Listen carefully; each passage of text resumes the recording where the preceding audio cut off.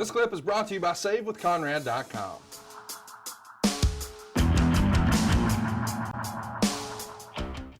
Here's a fun question we've never talked about. Big Club Burner account wants to know, does Arn have any memories of working with Paul Heyman in WCW? What would be some of your most favorite stories about Paul in that era?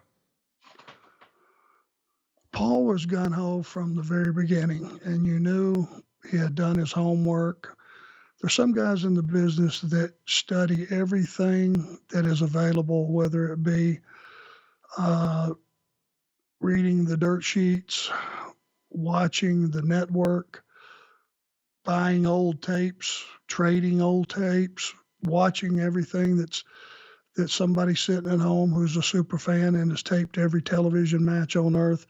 There are some guys that collect all of that information so that when you ask them something, they don't go on memory.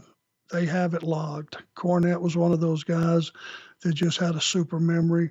But Paul Heyman was a guy that did his homework, and I could tell he did his homework because when he was managing us, he was pretty young in the business, but he was polished, and his promos were excellent, and his working knowledge of things that have happened before were excellent.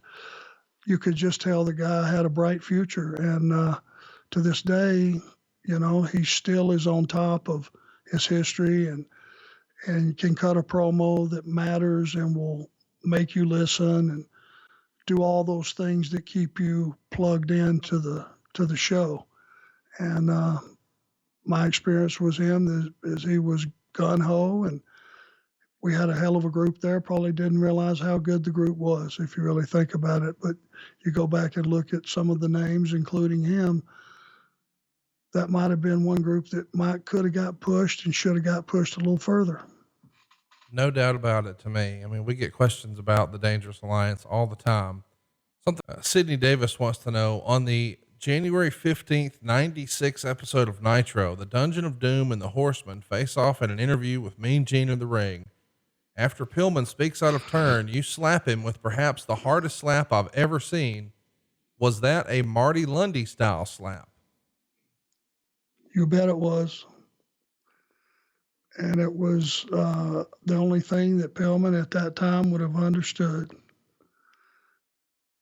We didn't know what Pillman was doing one way or the other half the time. And now if we didn't know, you know, which direction he was heading and where was he working or was he shooting, we didn't know. Nobody knew. And that, you know, he was off the deep end. And to interrupt a promo that had a message that had to be put out there, period, to interrupt that, it might have been a little stiffer than it should have been, but it got his attention, and that was the intention. Yes, that was a Marty Lundy slap. Hey, it's Conrad Thompson. Thanks for checking out the podcast here on YouTube. Be sure to hit the subscribe button and the notifications bell so you get a notice anytime we upload some new content. And go save yourself some money right now. If you're in a 30-year loan or you have credit card debt, it's not a matter of if I can save you money. It's a matter of how much. Find out right now for free at SaveWithConrad.com.